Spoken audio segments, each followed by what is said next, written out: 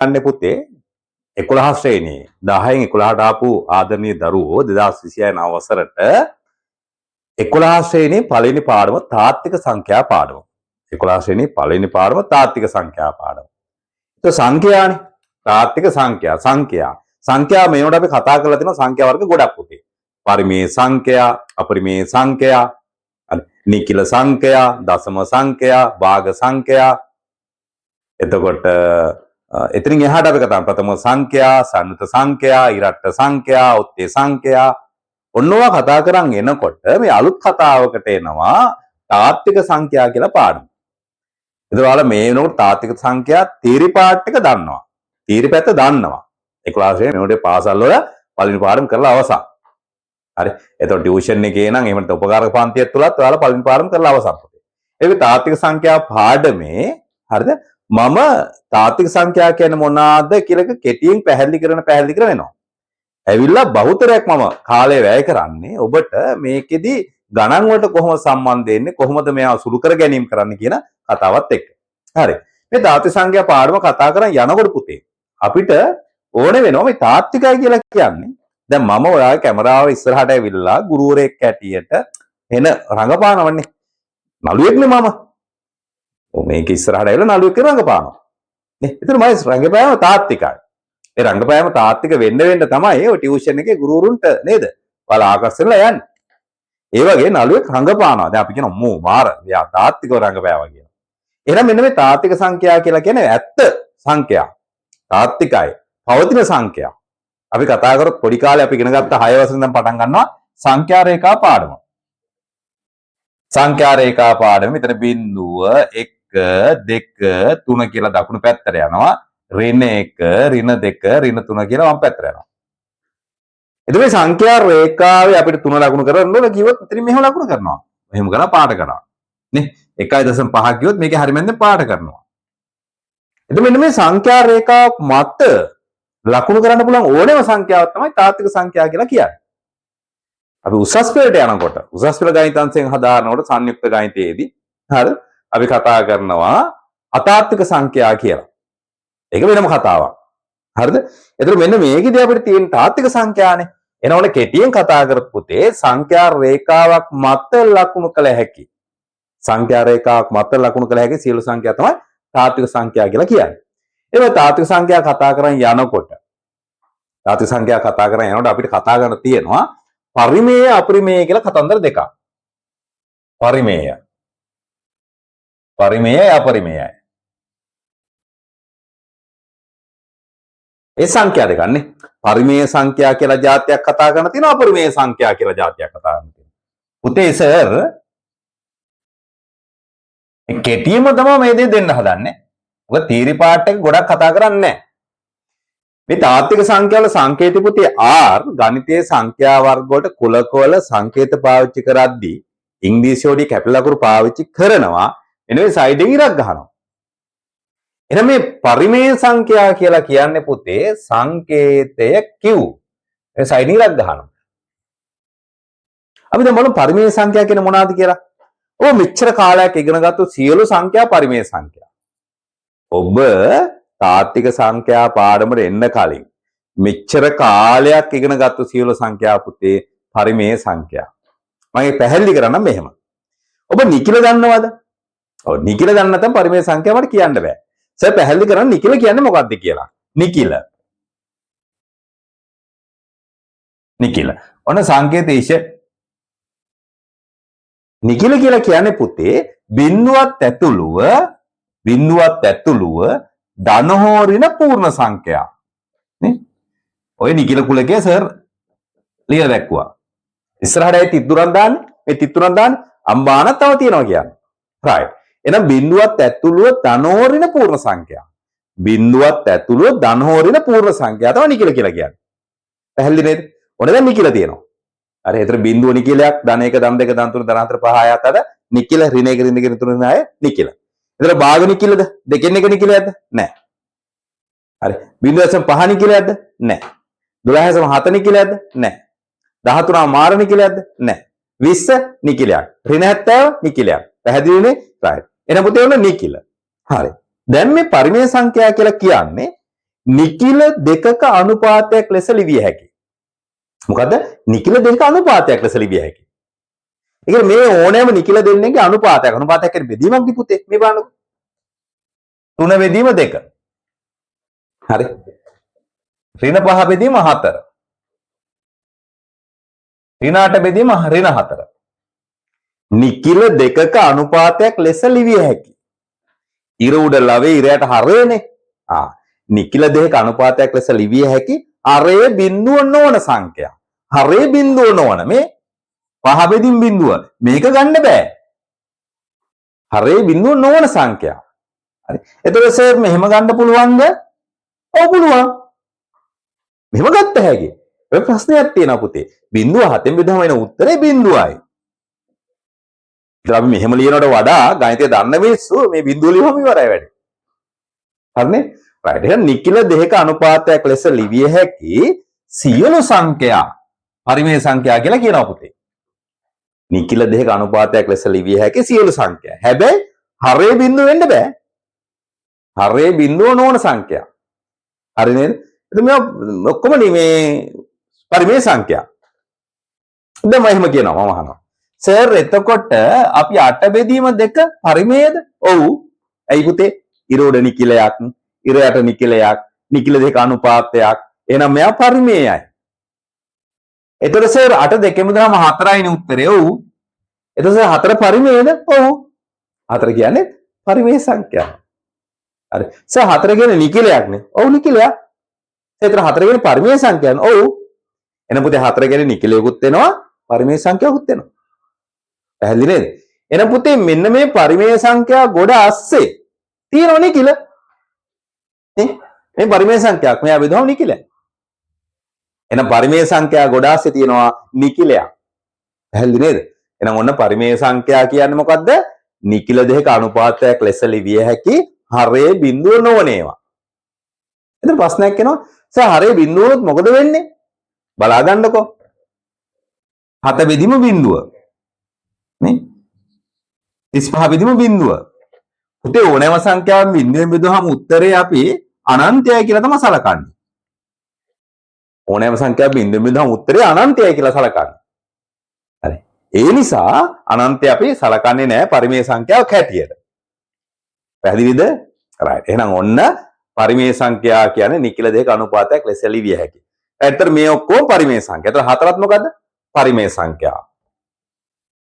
මෙයා අපරිමේය සංඛ්‍යාව. මේ පරිමේය සංඛ්‍යාව. පුතේ 1 3ෙන් බෙදුවහම උත්තරේ 0.3 ඔහොම යනවනේ. මේ දෙකෙන් එක පරිමේය සංඛ්‍යාව. හැබැයි මෙයා බෙදුවහම එන්නේ 0.5යි. පුතේ 8ෙන් එක පරිමේය සංඛ්‍යාව. 0.1 2යි 5යි. හරිද? right. එහෙනම් මේ ඔක්කොම පරිමේය සංඛ්‍යා. පරිමේය සංඛ්‍යා ගොඩ ASCII ඉන්නවා මොනවාද? නිකිල, භාග, දශම. හරි නේද? එහෙනම් ඔන්න පරිමේය සංඛ්‍යා ඔච්චරයි. එහෙනම් ලෝකේ මේ වෙනකන් පාවිච්චි කරපු සියලු සංඛ්‍යා මොනවාද? පරිමේය සංඛ්‍යා. ඒත් පරිමේය සංඛ්‍යා ගොඩ ඇතුලේ ඉන්නවා මොනවාද පුතේ? ඒක අර නෝට් එක ලියාගෙන යන්න ඕන ලස්සනට. මොනවාද පරිමේය සංඛ්‍යා ගොඩ ASCII ඉන්නවා? ඔව්. භාග ඉන්නවා, නිකිල ඉන්නවා, භාග දශම කර හැකි. ඒතර මේ ඔක්කොම ඉන්නේ මොකද? පරිමේය සංඛ්‍යා ගොඩ ඇතුලේ. හරි නේද? right. අපි යමු අපරිමේය සංඛ්‍යා කියන්නේ මොකද්ද කියලා. කුලකුල මතකද පුතේ? අපි ඒ කුලකයේ ගත්තා. ඒ නෙමෙයි නම් ඒ ඩෑස් කියලා නේද කිව්වේ? එහෙනම් පරිමේය සංඛ්‍යා කුලකයේ සංකේතය කිව්නම් මෙන්න අපරිමේය සංඛ්‍යා කුලකයේ Q ඩෑෂ් කියලා ගන්නවා. හරි. right. දැන් සර් අපරිමේය සංඛ්‍යා ගැන කතා කරන්න යනවා. අපරිමේය සංඛ්‍යා කියන්නේ මෙන්න මෙහෙම ඒවාට පුතේ. පුතේ දෙවරක් දෙක 4යිනේ. තුන් වරක් 3 9යි. 4 වරක් 4 16යි. පුතේ 4 වර්ගමූලය මොකද්ද? 4 වර්ගමූලය 2යි. 9 වර්ගමූලය මොකද්ද? 3යි. 16 වර්ගමූලය මොකද්ද? 4යි. එතකොට මේ දෙවරක් දෙක 4යි 4 වර්ගමූලය 2යි. 3 වරක් 3 9යි 9 වර්ගමූලය 3යි. 4ක 16යි 16 වර්ගමූලය 4යි. පුතේ මේ 4 9 16 25 36 4ක 49 64 ආන් ඒවට කියන්නේ වර්ග සංඛ්‍යා කියලා. පූර්ණ වර්ග සංඛ්‍යා. පූර්ණ සංඛ්‍යාවක් වර්ග වෙලා තමයි මේ උත්තරය ආවේ. එහෙනම් මේ පූර්ණ වර්ග සංඛ්‍යාවක වර්ගමූලය හොයාගන්න පුළුවන් අපිට. එතන 4 වර්ගමූලය 2යි 9 වර්ගමූලය 3යි. හැබැයි 5 වර්ගමූලය කවුරුර ඇව්වොත් එහෙම අපිට හරි උත්තරයක් කියන්න බෑ. 5 වර්ගමූලය 2යි 3යි මැද්දේ ඉන්නේ. හරියටම උත්තරේ කියා ගන්න බෑ අපිට. එහෙනම් අන්න ඒ වගේ දැන් 6 වර්ගමූලය ගන්න දන්නේ නැහැ. 7 බෑ 8 බෑ 9 දන්නවා. 10 බෑ 11 12 13 14 15 බෑ 16 පුළුවන්. 17 18 19 20 21 22 23 24 25 පුළුවන්. 26 බෑ 27 බෑ 28 බෑ පැහැදිලිද කියන එක. අන්න ඒ වගේ පුතේ නිශ්චිත පිළිතුරක් ගන්න බැරි. නිශ්චිත පිළිතුරක් ගන්න බැරි වර්ගමූල සංඛ්‍යා තියෙනවානේ. ආන් ඒවා අපි අපරිමේය සංඛ්‍යා කොටට ගන්නවා. තේරුණාද? නිශ්චිත පිළිතුරක් ගන්න බැරි අපරිමේය සංඛ්‍යා ගන්න බැරි සංඛ්‍යා ටික මොනවද ගන්නෙ? අපරිමේය සංඛ්‍යා කොටට ගන්නවා පුතේ.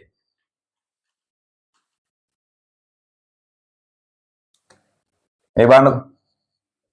3 වර්ගමූලය 2 වර්ගමූලය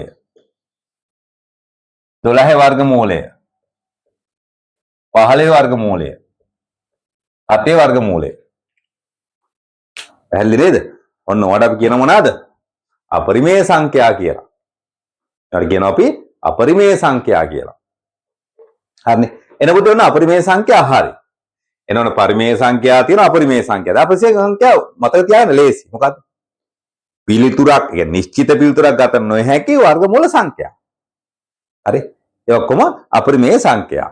right.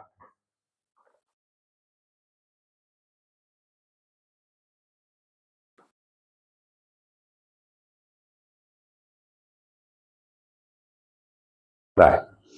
ඊග අපිට ඉගෙන ගන්න තියෙනවා පුතේ කරණි කියලා જાතියක්.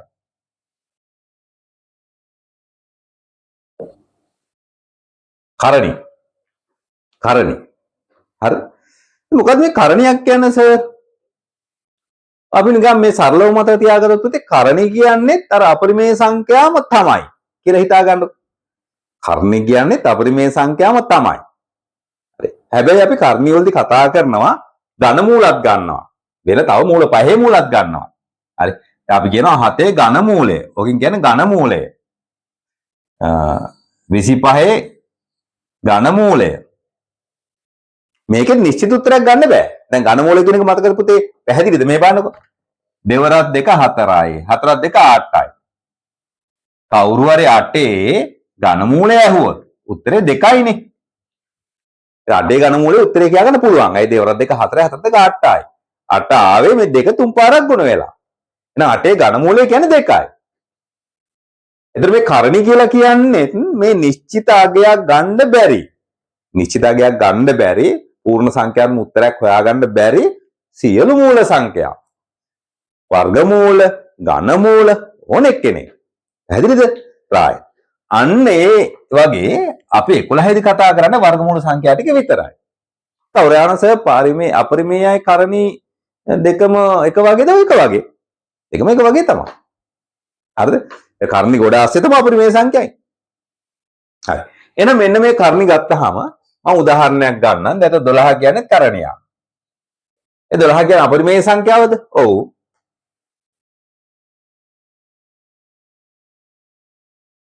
8 වර්ගමූලය කරණියක්. හරිද? 5 වර්ගමූලය කරණියක්. හරි? 18 වර්ගමූලය කරණියක්. ඔය ඔක්කොම කරණි. හරි? right.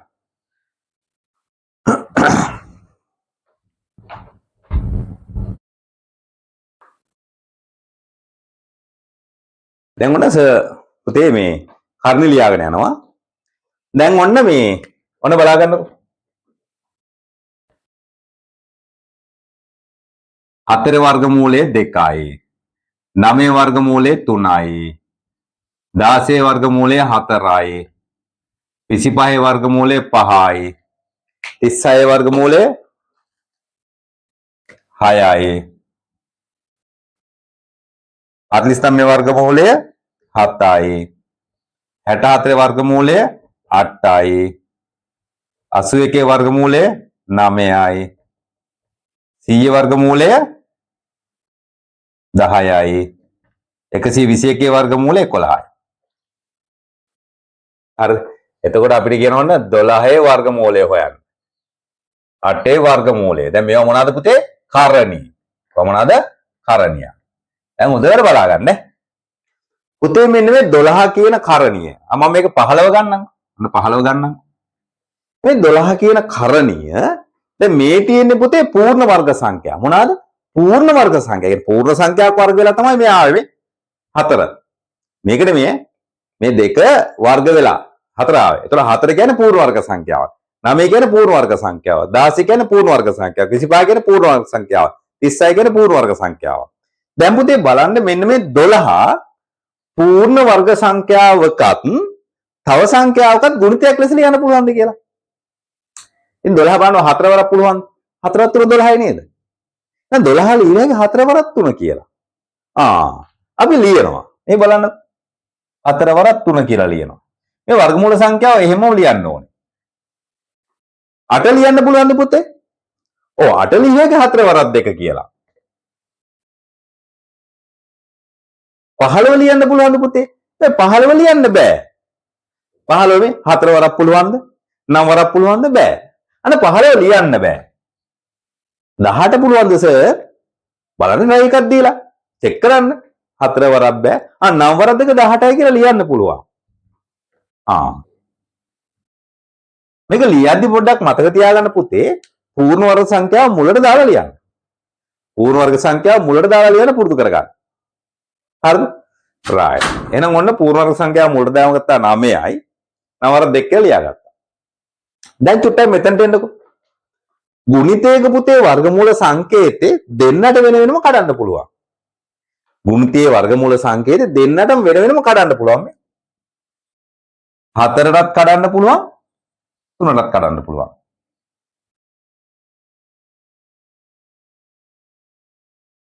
හතරේ වර්ගමූලය දන්නවා ඔබ කීයද?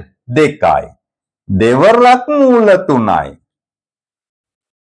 ඉතින් මේ බලන්නකෝ මේ මූල 3 කියලා කියන්නේ අපරිමේය සංඛ්‍යාවක්.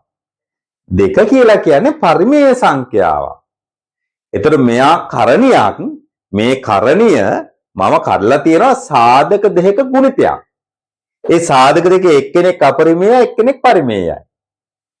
යම් කරණියක් මේ මෙහෙම කඩන්න පුළුවන් නම් මේ කරණයට විශේෂ නමක් දෙනවා අකිල කරණී.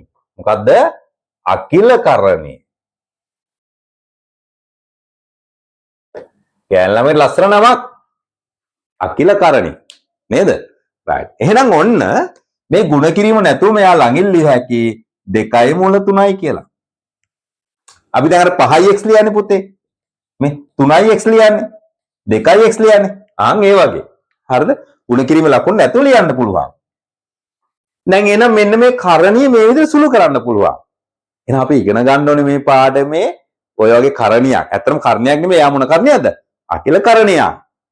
එයා සුළු කරගන්න පුළුවන් වෙන්න ඕනේ. එහෙනම් එමු මෙතනට 8 ලියනක 4 වරක් 2 කියලා 4 එළියට මේ 4ෙත් මූලය 2ෙත් මූලය. 4 වර්ගමූලය 2යි. ගුණ කිරීම මූල 2. අන 2යි මූල 2යි. හැබැයි ඉතින් 15 කඩන්න බෑ. 15 අකිල කරණියක් නෙමෙයි. හරිද? එහෙනම් සර් මොන කරණියක්ද? නිකං කරණියක්. අකිල කරණියක් නෙමෙයි. right එහෙනම් 18 බලමු. 9 වරක් 2. 9ටත් මූල කැඩුව හැකි 2ටත් කැඩුව හැකි 9 මූලෙ 3යි මූල 2යි. උත්තර එනවා 3යි මූල 2යි. එහෙනම් මේක මතක තියෙන්න ඕනද නැද්ද? ඔය ඒක මතක තියෙන්න ඕනේ. ඒක මතක නැත්නම් මොකද කරන්නේ පුතේ? නැවත නැවත කියවලා ලියලා හුරු කරගන්න. හරි. ඔබ දක්ෂ වෙන්න ඕනේ. එක එක්කෙනාට තේරෙන විදිය වෙනස් පුතේ. එක එක්කෙනාගේ ඔළුව රඳවා ගන්න ප්‍රමාණත් වෙනස්. ඔබ තේරුම් ගන්න ඕනේ ඔබේ මට්ටම. තේරුම් අරන් එක්කෙනෙක් මේක 5 පාරක් කියවලා ලියලා බලනකොට තව එක්කෙනෙකුට 15 පාරක් කියන්න වෙයි. ලියන්න වෙයි. කොහොම හරි කමන්නේ අපි මේ වැඩේ ගහගෙන ඉස්සරහට යන්න ඕනේ. අපි යන්නේ මේ ගමනේ පුතේ O level වල ගණිතයට ඒකක් B එකක් ගන්න. C එකෙන් නවතින්න එපා. පැහැදිලිද? දැන් ඔබ දක්ෂ වෙන්න, ඔබ මහන්සි වෙන්න, කැප කරන්න. කැප කරාම මේ වැඩේ කරගන්න පුළුවන් අපිට. right එහෙනම් අපිට පුළුවන් වෙන්න ඕනේ මේ වගේ අකිල කර්ණයක් දැක්කහම සුළු කරගන්න පුතේ. සර් මේක ලියා ගන්න වෙලාවක් දෙන්නේ නැහැ. ඔයාලා ලස්සනට නෝට් එකක් ගෙනියන්න. හරිද? ඔයාලා ලස්සන නෝට් එක කියන්නේ මේ ප්‍රී යන්නේ. මේ වීඩියෝස් මාලාව යන්නේ නොමිලේ. දැන් ඉගෙන ගන්න. හරිද? right. එහෙනම් ඔන්න මේ විදිහට අපි ඉස්සරහට යනවා. මම තව ටිකක් සුළු කරලා පෙන්නන්න. මේ ගණිතය කියන්නේ හරි වැඩ කරන සබ්ජෙක්ට් එකක් නේ පුතේ. ඔළුව බේසන සබ්ජෙක්ට් එකක්. ඉතින් මෙන්න මේ පියවර ටික ගියාට මේකෙන් මේක එකපාර ගන්න පුළුවන් වෙන්න ඕන. ඔන්න හිතනවා 18 කියන්නේ නම් වරක් 2, 9 එළියට ගත්තත් 3යි, ඇතුලේ මූල 2, 8 කියන්නේ 4 වරක් 2, 4 ගත්ත එළියට 2යි, ඇතුලේ මූල 2, 12 කියන්නේ 4 වරක් 3, 4 ගත්ත එළියට 2ක් කරලා 4 කියන්නේ ඇතුලේ වර්ගමූල. එළියට ගන්න 2යි, 2යි මූල 3යි. හරි නේද? right. අපි තව ටිකක් හදනවා.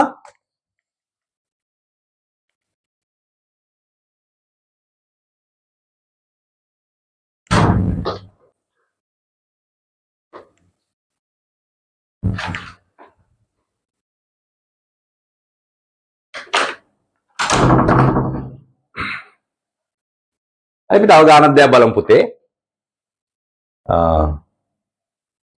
දැන් සර් ගන්නවා 27. 27 වර්ගමූලය. right try කරන්න බලන්න. කොහොමද? 4 වරක් බෑ. 9 වරක් පුළුවන්. 9 වරක් 3 27යි. නේ? 9 වරක් 3 27යි. වෙනම කඩන්න. 9 මූලය 3 මූලය. 9 මූලය 3යි 3 මූලය. අන්න ගුණ කිරීම නැතුවම ලියවම. හරිද? ඒ පියවර ඇතෑරෙට කමක් නැහැ පුතේ. මේ පියවරවල් ටික ඔබ මෙන්න මෙහෙම කරාට කමක් නැහැ. 27 කියන්නේ නම් වරක් 3. 9 මූල එළියට ගත්තා. 3යි ඇතුලේ මූල 3 තියෙනවා. පුතේ මේ අතපත ගගා ඉන්න සබ්ජෙක්ට් එකක් නෙමෙයි මේක. නිකන් කාලේ නාස්ති කරන විෂයක් නෙමෙයි. මේ මෙතනින් මේක උත්තරේ ගන්න ඕනේ. තේරුණාද? මේවා පොඩි දේවල්.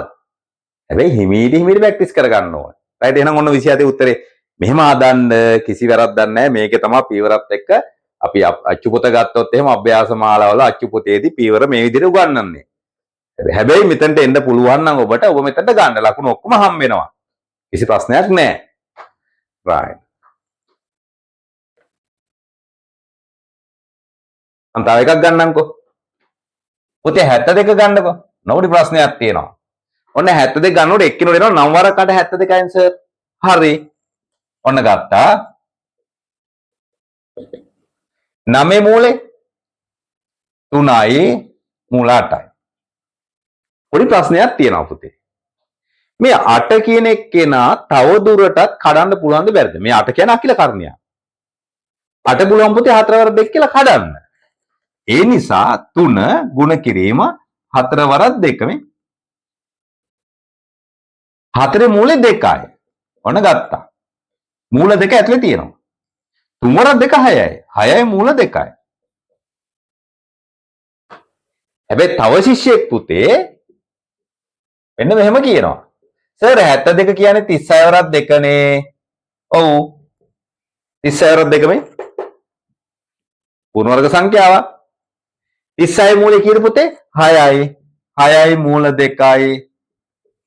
නේ? හරි නේද උත්තරේ? මේකදී අපි කතා කරන්නේ පුතේ අකිල කර්ණේ සරල කරලා තියෙනවා කියලා තමයි කියන්නේ. සරල කරනවා. දැන් අපි භාග සංඛ්‍යාවක් ආපුවාම දැන් මේ බලන්න 10න් 5 ආවොත් මේ දෙනම 5න් බෙදෙන්නේ නැද්ද? බෙදලා එනවනේ 1 යට 2යි කියලා. ආන් ඒ වගේ මෙයා සරල කරලාම තමයි තියන්න ඕනේ. එයා තියන්න ඕනේ සරල කරලා. හරිද? right.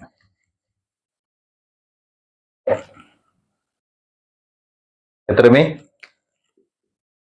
125 වර්ගමූලය කොහොමද? 25 සර 5. 25 වර්ගමූලය 5යි. 5යි මූල 5යි. හරිද?